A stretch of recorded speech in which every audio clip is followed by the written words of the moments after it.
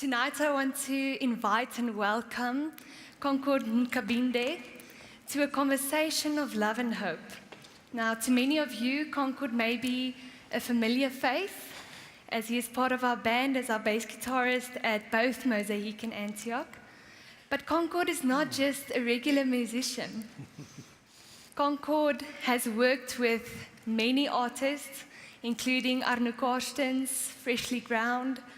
He was in Tiens Jordaan's band for 2 years. He traveled the world with Johnny Clegg for 5.5 years. He has a long educational background in music. Concord has his own record company, which is called Knock.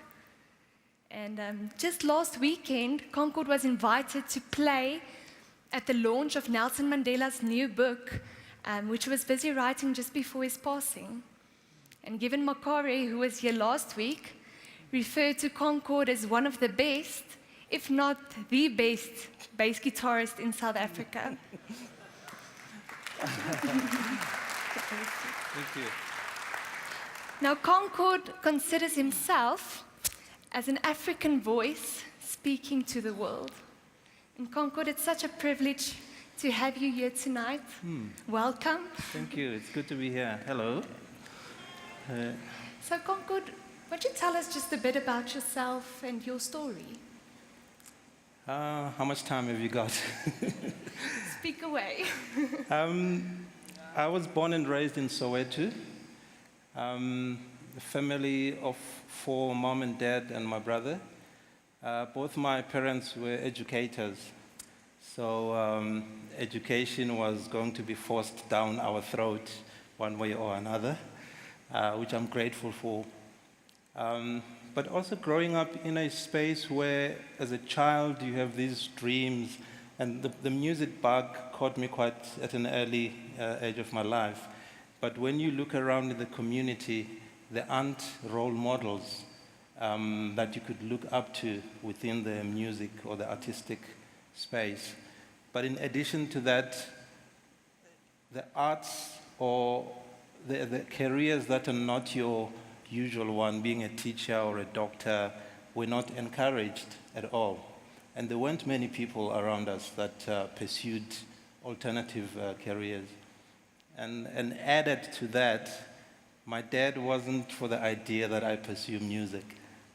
And I think sometimes as parents we mean well and we want to protect our kids, but sometimes it can actually shatter their dreams as well. But in spite of that, I defied against my dad, and I think God has forgiven me for that. And I really said I wanted to pursue music. And my mom, who wasn't so exposed to the music or creative side of things, but she really said she wants to support me in whatever I wanted to pursue. So during my university years, she was very supportive. I went and studied music and did a degree in jazz studies. After that, I went to teach music full-time.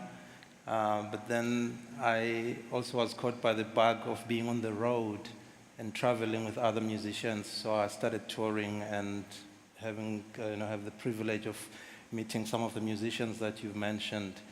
And God has been great and amazing in that sense, that I was navigating an industry that initially I didn't know much about. And if you do that, you need for God to hold your hand and take you through that. I'm grateful for where I've come from and the opportunities that God has given me today within the industry. That's awesome. Thank you, Concord. Yeah. And as we've mentioned, you have traveled the world, worked with amazing musicians, and you are considered as one of the best musicians in South Africa. And yet you use your success to serve others. Why? Can you tell us more about that, and why do you choose to live that way? I think when I look back at how I was brought up, as I just explained, that when I saw us growing up without the injection or the inspiration of what is possible, it worried me that the next generation would be raised under the same circumstances. because the circumstances haven't changed that much. So I saw myself as someone who would play a role in terms of bringing the industry or breaking it down to the young artists that are trying to come up and trying to navigate the industry. And when I look back at people who eventually helped me with certain things, because I used to ask a lot of questions just so I could understand the industry. And now I thought I am the one who is now in that position to be able to provide this information. So, and when I started the record company, I started it because I did not want to sign with a big record company. And this is a dream that many new artists have. They think that once you sign with a record company, all is sorted. But we've learned over the years how that signing, how that signature can actually mark the end of your career before it even begins. So I then used my experience of running my own record company. And by the way, I'm the only artist signed in my record company. I gained so much experience doing that I felt it was good to share with younger artists who don't believe that they could run their own companies. So the sharing was more than just about music or record companies, but just about life and being the captain of your own ship. And a lot of our young people, especially from the townships, things that to you and I may seem obvious really escape them. And it might be small things that can change their lives amazingly. There's a series of workshops that we've been doing for 4 years now through the Standard Bank Joy of Jazz Festival. And basically we explain how the music industry works and try and get them excited about being players in the industry, about being entrepreneurs in the industry, as opposed to sitting and hoping that someone will phone you and offer you a gig, as it were. So I've watched so many young people. There's a young man who was very much into sound and lighting, and he came to one of these workshops 2 years ago. Lives in Soweto. He's always had this dream, but he's never come across people who are in the industry. So one of our speakers, who was dealing with the technical aspects of the industry, spoke to this young man and gave him her number. And this guy now started phoning her like every single day. And she phoned me and said, "Concord, I think this is going to be a problem because this guy just doesn't stop." But eventually what happened is that she invited him to an event that she was doing just to shadow her and expose her to what happens at a gig. Today, that young man is an intern at Gear House, which is one of the biggest sound companies we have in South Africa. So when I think of stories like that and how people are being empowered by us just doing what we do every day, it's mind-blowing to me. And I love the idea of that being more in the background, because we're in an industry that wants to flash on the billboards everything that you do. People judge your success by how famous or how everybody's talking about your efforts. But there's a lot that can be achieved with things that happen in the background. If I'm sitting in a room with 10 young musicians that can be influenced, who will grow up to influence thousands of people, I think that's all we need to think about, and not always think that we must be on big platforms to achieve the purpose that God has placed in our lives. That's incredible. Thank you for sharing. Yeah. And Concord, have you ever considered giving up? And what has prevented you from doing so? If I were being rude, I would just say, duh. Yes, I have, and I still do. It's a continuous process. Going back to when I was younger, when I was being discouraged from pursuing my dream, and I became arrogant about it. Of course, at that age, I may not have fully understood and be able to explain why I'm defying. I just had this fire inside of me that was driving me. And sometimes we kill the fire in our lives because we listen to the different voices that are telling us otherwise. But I've learned from that God places that fire for a reason, and sometimes even when I myself don't believe in myself, there's a bigger picture. And now that I'm in the industry, and the music industry is a very discouraging industry. As I mentioned earlier, that there are certain expectations that people have to define you as successful. And I've reached a point in my life that I'm done with the music industry, actually. But I'm not done with music. That's a gift that God has given me for a purpose. And it's a gift I want to continue using because I want to serve people. And through these workshops that we do, that's exactly what I'm trying to do, that these young artists who are developing can think away from the industry. Because if you sign with a record company and you talk about a vision that you have, you talk about wanting to impact lives, that's not the kind of talk they want to hear. And they will tell you straight that we can't sell that. And so a lot of young artists die inside because they end up giving in to the pressures of the industry. And I feel that they deserve to be given that encouragement so they don't give up as well. That's awesome. Concord, thank you so much for sharing so openly. Thank you. Thank you for your heart to serve. Thank you for your life. You are such an inspiration. Thank you. Thank you so much for joining us tonight. Bye, dankie. Thank you. Thank you, Thank you. Concord. Thank you. Thanks. God bless. God bless you.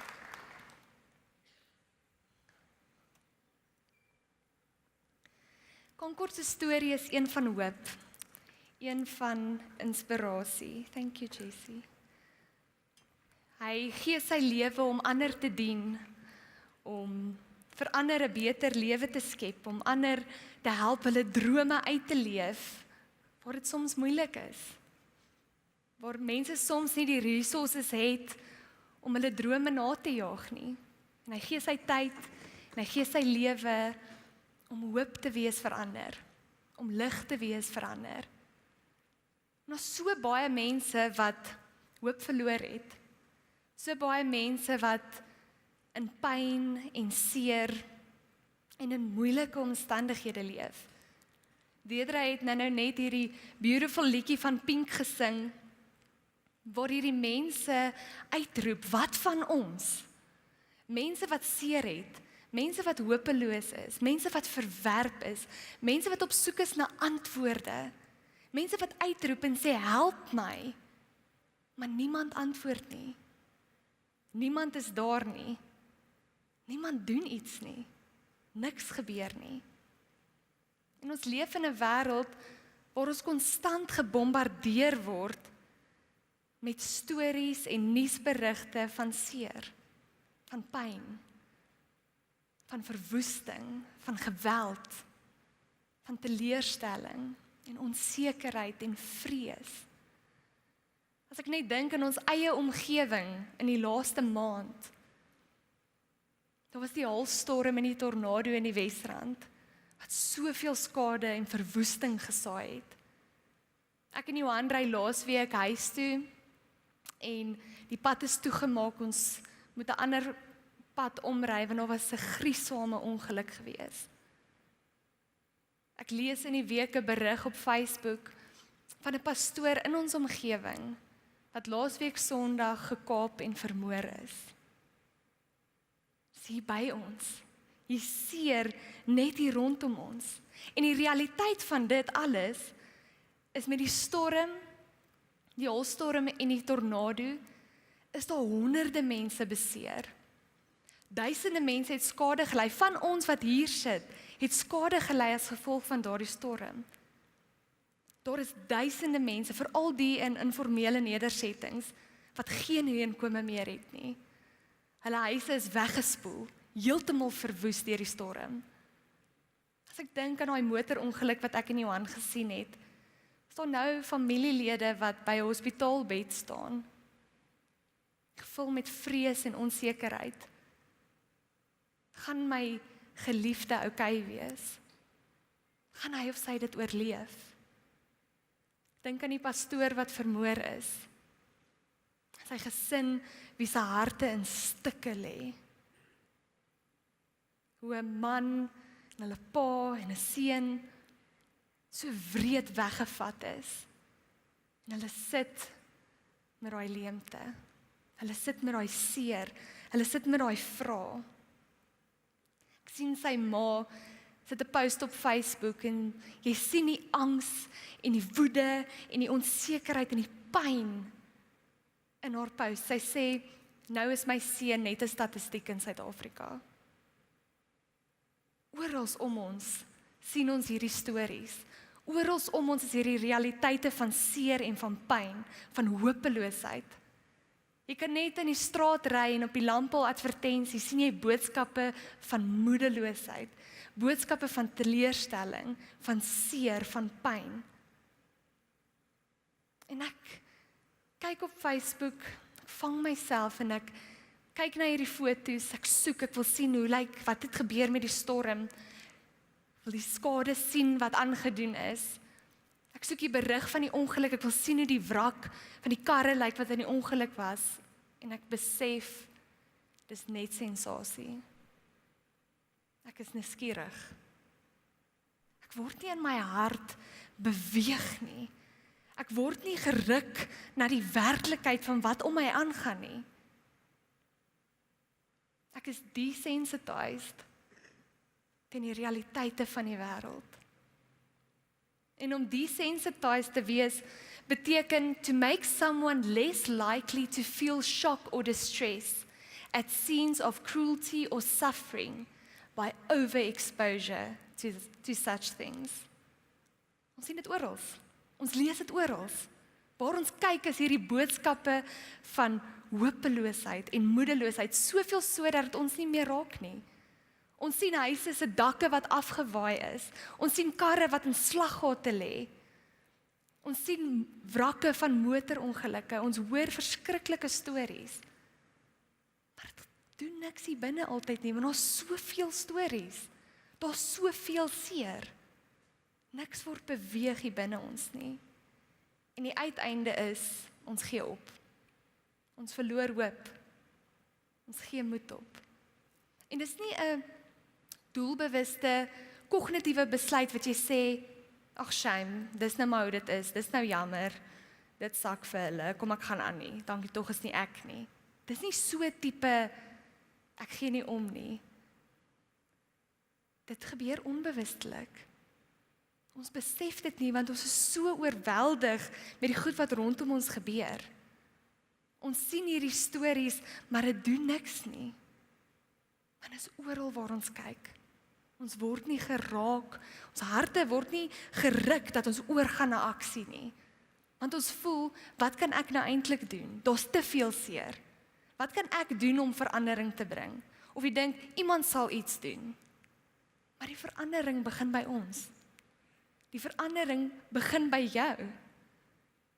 En vanaand praat ons oor om verby opgee te kan leef. Om nie moed te verloor nie.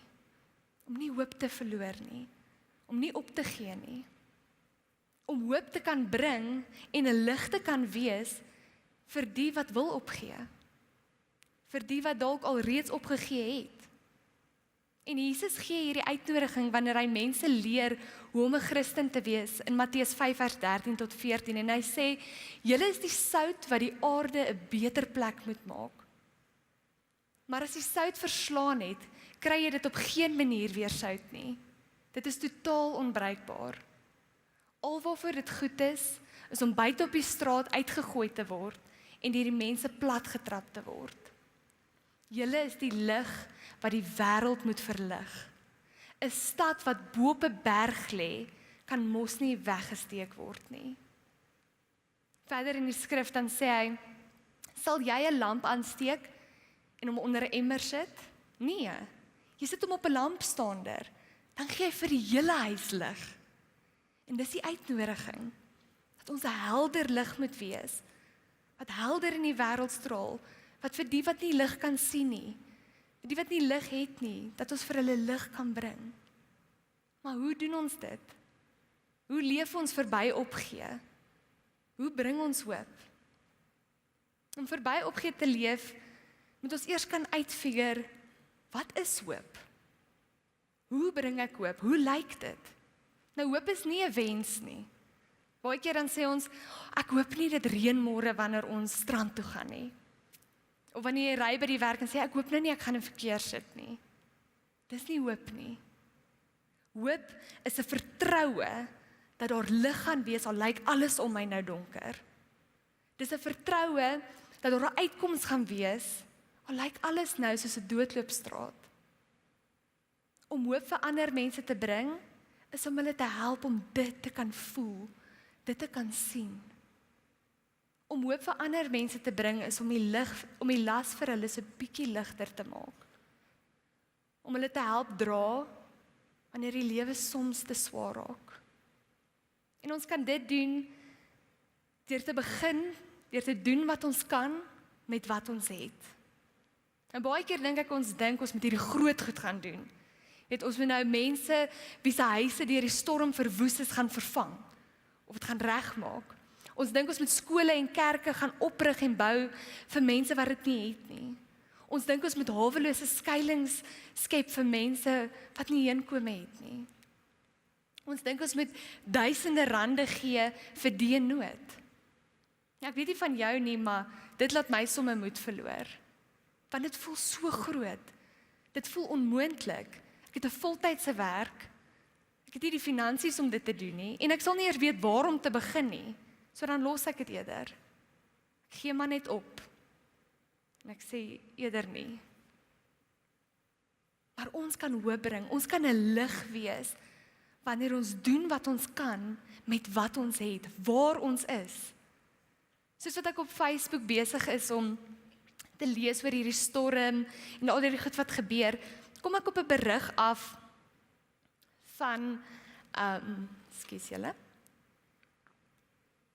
kom ek op 'n berig af van Laerskool Pieterse, wat deur hierdie haalstorm verskriklik geaffekteer is. En ek weet nie of jy dit dalk gesien het op Facebook nie, maar die hele skool se dak is afgeruk. Die mure het in mekaar ingeval, daai hele skool is verwoes. Dit was so erg dat hulle noodgedwonge die deure moes sluit van die skool. 600 kinders kan nie hulle skooljaar klaarmaak nie. En die skoolhoof van Kreersdorp sien hierdie. En sy tel haar foon op en sy bel die hoof van Laerskool Pieterse en sy sê vir haar, ons kan julle huisves. Ons kan julle help. Ons het leerlokale. En Kreersdorp se laerskool huisves nou die graad 1 tot 3's van Laerskool Pieterse. En die hoërskool huisves die graad 4 tot 7's tot aan die einde van die jaar wanneer die skool herstel is. Al daai kinders kan hulle skooljaar klaarmaak. Daardie onderwysers kan hulle werk behou en aangaan. 'n Situasie wat heeltemal donker en hopeloos gelyk het skielik lig, het skielik hoop. Omdat een persoon gedoen het wat hulle kan met wat hulle het. As ek kyk na Concord se storie, deur net sy gawes, sy talente, sy tyd en sy resources te gee, bring hy hoop vir ander mense. Ek praat in die week met hom en hy vertel my hoe hy aande om op Facebook sit en inbox boodskappe reply van jong kunstenaars wat deur 'n groot rekordlabel geteken wil word, maar daar's sekere goed wat hulle nie verstaan nie. Nou moet hulle hierdie kontrak teken en hulle verstaan nie alles nie, maar hulle het nie geld om regsadvies te kry nie. Dan sit hy tyd uit, hy lees daai goed neer, hy adviseer hulle en hy help hulle. Hulle kon ook hulle hele lewe wegteken, maar hy gee sy tyd, hy gee sy kennis om hierdie mense te help. Hy doen wat hy kan met wat hy het. Wanneer ek en jy doen wat ons kan met wat ons het, dan bring ons hoop. Dan is ons 'n lig, dan help ons om verby opgee te leef. En Margaret Mead het gesê, never believe that a few kind people can't change the world. For indeed, that is all who ever have. Maar wat kan jy dan doen met wat jy het? Jy hoef nie daar ver te gaan nie. Die nood en die pyn is oral om ons. Dis hier. Jy kan amper aan dit vat. Miskien het jy 'n vriend of 'n vriendin wat op 'n donker plek is, wat deur 'n baie moeilike tyd gaan, en nie weet wat om te doen nie. Doen wat jy kan met wat jy het. Dalk beteken dit om jou tyd te gee, om regtig te luister, om regtig te ondersteun wat ook al dit vra. Miskien het jy 'n kollega by die werk wat jy weet, dit gaan regtig finansiëel baie swaar met hulle. Doen wat jy kan met wat jy het. Al is dit om net 'n bak lasagne werk toe te vat en dit saam met hulle huis toe te stuur. Of as jy bang is hoe hulle gaan voel daaroor, koop 'n voucher. Gee dit anoniem vir hulle van 'n restaurant of van Pick n Pay. Mother Teresa het gesê, if you can't feed 100 people, then feed just one. Miskien is jou man of jou vrou op 'n slegte plek. Hulle weet nie wat om te doen, waant om te draai nie, en hulle voel hulle wil net handdoek ingooi. En jy weet dalk nie meer hoe om met dit te cope nie. Doen wat jy kan met wat jy het. Al beteken dit om net vir jou man of jou vrou te sê, ek weet die wêreld val in mekaar. Ek weet dit lyk asof daar nie hoop is nie. Ek weet jy weet nie wat om te doen nie. Maar weet, ek is hier. Ek sal jou nie los nie. Ek sal by jou staan. Doen wat jy kan met wat jy het. En miskien is jy self op 'n plek wat jy wil opgee. Miskien het jy self hoop verloor.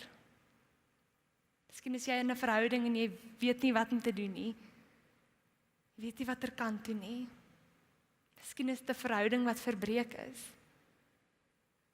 Miskien is dit 'n werksituasie.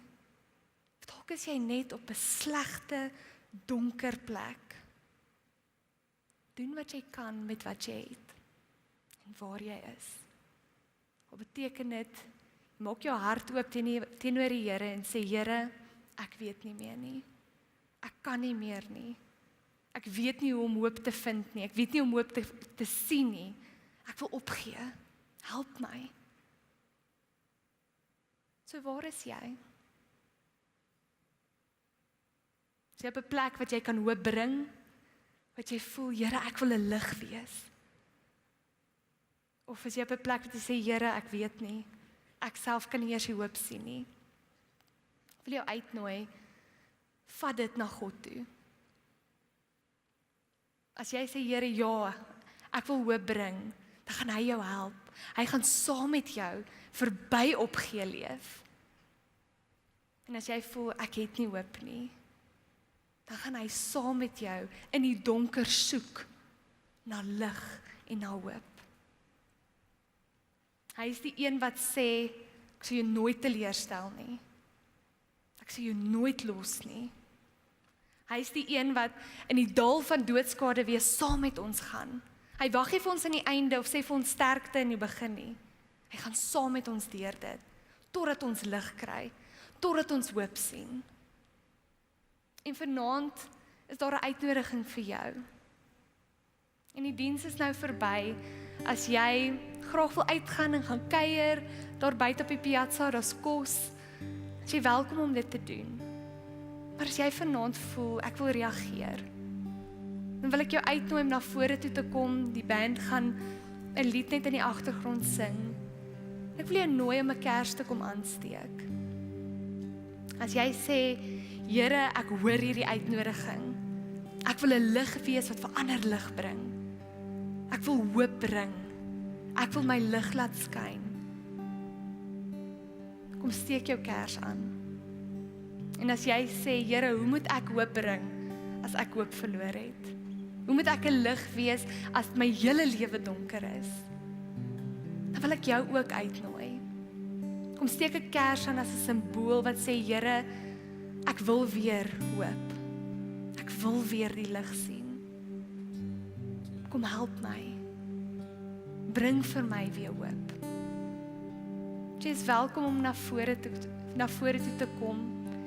En my gebed vir jou is, dat jy hoop sal bring, deur te doen wat jy kan, met wat jy het.